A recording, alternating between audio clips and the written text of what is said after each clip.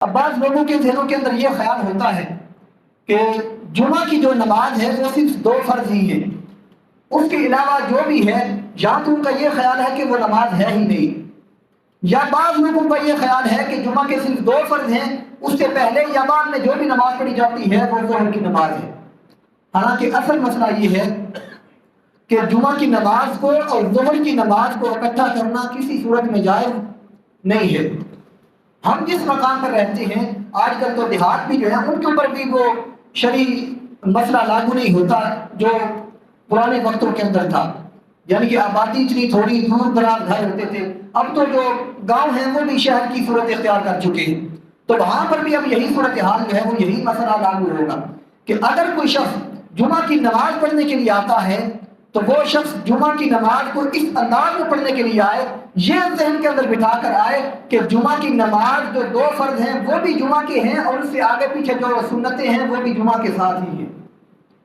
پہلے جو 4 رکعتیں سنتیں ہم پڑھتے ہیں وہ سنت مؤکدہ ہیں، وہ بھی جمعہ کا حصہ ہے جمعہ کی نماز کا، اور پھر جو 2 فرض ادا کیے جاتے ہیں وہ بھی جمعہ کے ہیں، اور اس کے بعد جو 4 سنت مؤکدہ اور پھر 2 سنتیں پڑھی جاتی ہیں وہ بھی جمعہ کی نماز کا حصہ ہے۔ اس لیے اس بات کو ذہن نشین رکھنا چاہیے کہ جمعہ کی نماز اور ظہر کی نماز کو اکٹھا کرنا یہ درست نہیں ہے۔ اگر کوئی شخص مسافر ہے، سفر کر رہا ہے، تو اس کے اوپر جمعہ فرض ہی نہیں ہے، وہ ظہر کی نماز جو ہے وہ ادا کر سکتا ہے، جمعہ اگر مل جائے تو وہ ادا کر لے، لیکن اگر وہ خود بھی ترک کر دیتا ہے اور ظہر کی نماز کو فوقیت دیتا ہے تو یہ اس کے لیے جائز ہے، یہ کیا ہے اس کے لیے جائز ہے۔ لیکن ایسا شخص جو مقیم ہے، سفر کی حالت میں نہیں ہے، وہ اپنی تیاری کے اندر ہے، گھر کے کام کاج کے اندر مصروف ہے، اور جمعہ کی نماز اپنے جو محلے کی مسجد ہے وہ اس سے جو ہے وہ چھوٹ جاتی ہے، تو آپ اس کے حکم یہ نہیں ہے کہ وہ ایک مسجد کے اندر اس کو اگر جمعہ کی نماز نہیں ملی تو وہ ظہر کی نماز اسی مسجد میں آ کر ادا کرے، بلکہ وہ تلاش کرے، وہ کسی اور مسجد کے اندر جائے جہاں پر اس کو اس بات کا اندازہ ہو کہ ابھی اس مقام پر اس مسجد میں جمعہ کی جماعت جو ہے وہ نہیں ہوئی، وہ وہاں پر جا کر اپنے جمعہ کی نماز کو ادا کرے۔ یہ اس کی فرضیت کی اہمیت ہے۔ خالق کائنات نے حضور صلی اللہ علیہ وسلم نے پورے اہتمام کے ساتھ اس کا بیان کیا ہے۔ اگر کسی بھی مقام پر اس کو جمعہ کی نماز نہیں ملتی تو پھر اس کو اس بات کی اجازت ہے کہ وہ ظہر کی نماز کو ادا کرے، ظہر کی نماز کو بھی ترک نہ کرے، ایسا نہ کہ باہر جمعے کی نماز نہیں لگتی اثر دے کرتی برساں۔ اگر جمعے کی نماز کہیں بھی نہیں ملی تو وہ شخص پھر ظہر کی نماز ادا کر سکتا ہے۔ مسافر کے لیے الگ حکم ہے اور وہ مقیم ہے اس کے لیے الگ حکم ہے۔ دوسری بات جو نوری علی صلاۃ میں یوم جمعہ کی خالق کائنات نے قید لگائی ہے، اس کے اوپر تو اکثریت ایسی ہے جو عمل نہیں کرتے، یعنی کہ جلدی جلدی مسجد کی طرف آنے والے، حالانکہ حضور صلی اللہ علیہ وسلم نے اس کے اوپر بہت بڑی بشارت جو ہے وہ بیان فرمائی ہے۔ حضور نے فرمایا جو جمعہ کی اذان سنے اور جلدی پہلے مسجد میں آئے، سب سے پہلے آنے والے شخص کے لیے اللہ رب العالمین 1 اونٹ کی قربانی کے برابر اجر عطا فرماتا ہے۔ جو اس کے بعد آتا ہے خالق کائنات ایک گائے کی قربانی کے برابر اس کو اجر عطا فرماتا ہے۔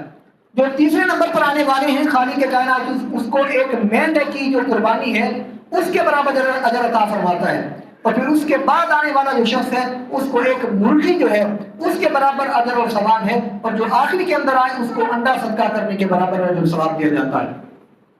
اس لیے اہمیت حضور صلی اللہ علیہ وسلم نے بیان فرمائی ہے کہ جلدی جلدی مسجد کی طرف آؤ۔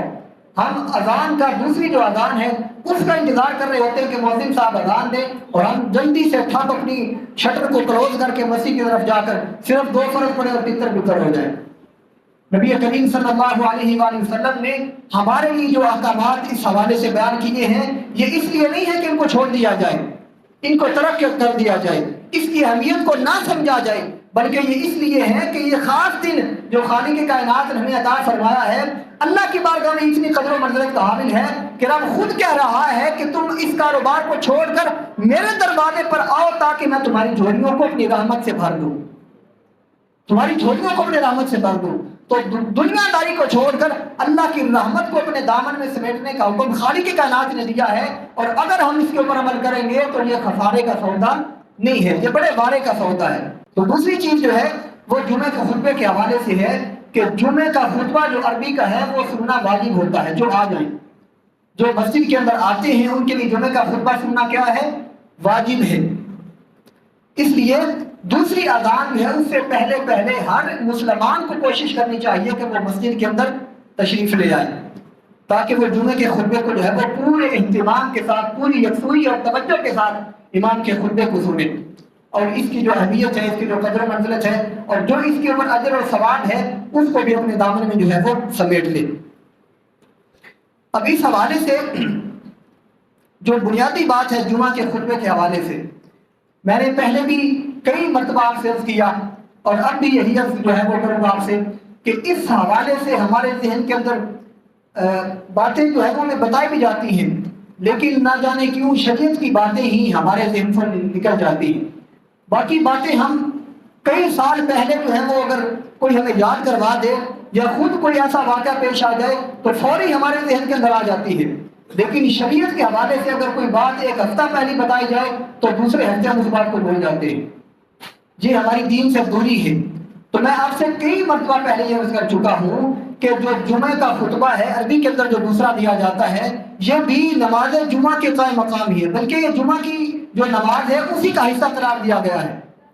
یعنی جتنی اہمیت اور جس قدر فوقیت جمعہ کی نماز کو حاصل ہے یا دیگر نمازوں کو حاصل ہے، یا اس کے اندر جو چیزیں منع کی گئی ہیں جمعہ کے خطبے کے اندر بھی ان چیزوں سے منع کیا گیا ہے۔ مثال کے طور پر ایک دوسرے سے کلام کرنا، ایک دوسرے سے بات کرنا، کھانا پینا، یہ ساری چیزیں ایسی ہیں، چلنا پھرنا تک فقہاء نے فرمایا کہ جمعے کے خطبے کے اندر منع ہے۔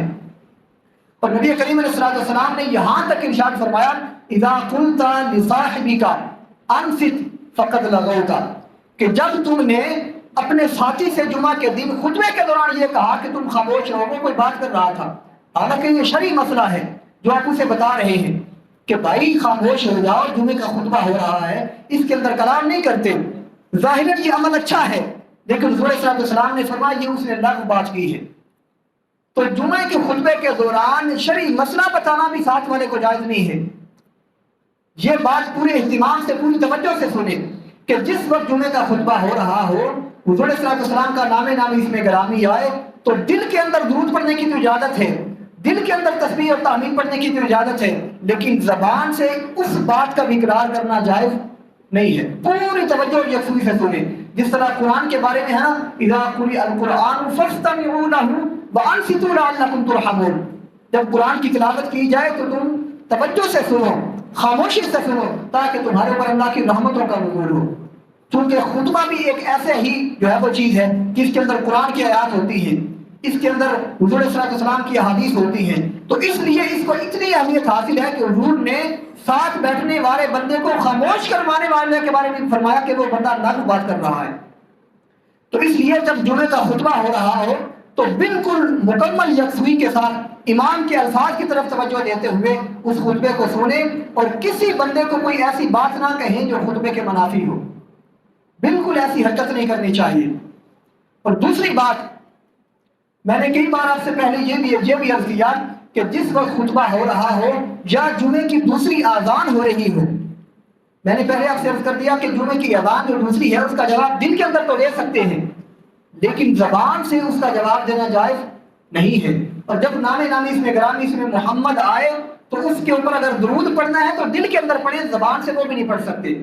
اور اس سے بڑی جو اہم بات ہے ہمارے لیے وہ یہ ہے کہ خطبے کے دوران یا دوسری اذان کے درمیان جب حضور سید عالم صلی اللہ علیہ وآلہ وسلم کا نام نامی اس میں گرامی آئے تو انگوٹھے چوم کر اپنی آنکھوں پر لگانا یہ بھی بالکل جائز نہیں ہے، کیونکہ یہ ایک مستحب عمل ہے، اگر آپ کریں گے تو ثواب ہے، نہیں کریں تو گناہ ہے، جمعے سے ہٹ کر، جمعہ کی دوسری اذان سے ہٹ کر۔ لیکن جمعے کے اندر چونکہ عام شرعی مسائل سے منع کیا گیا ہے تو ایک مستحب تو اس بات سے زیادہ بدرجہ اولا اس کے اوپر ہم عمل کریں تو یہ ہمارے لیے زیادہ ضروری ہے۔ تو یہ بات ہمارے لیے ضروری ہے کہ جب جمعہ کا خطبہ ہو رہا ہو، سب سے پہلی کیا ضروری بات میں نے آپ کو بتائی، کھانا پینا، بات کرنا، کلام کرنا، خطبے کے دوران ایک دوسرے کی گردنیں پھلانگ کر جو ہے وہ آگے آنا۔ پھر اس کے بعد جس وقت جمعہ کا خطبہ ہو رہا ہو یا اذان ہو رہی ہو تو اس وقت یہ زیادہ ضروری اہمیت کی بات جو ہے وہ حامل ہے کہ خطبے کے دوران جو لوگ آتے ہیں وہ بھی پیچھے سنتے پڑھنا شروع کر دیتے ہیں، حالانکہ یہ جائز نہیں ہے۔ جس وقت خطبے کے دوران ہم آئیں تو ہمارے لیے یہ چیز ضروری ہے کہ ہم امام کے خطبے کو خاموشی سے سنیں، اس وقت نماز پڑھنے کو بھی جائز قرار نہیں دیا گیا۔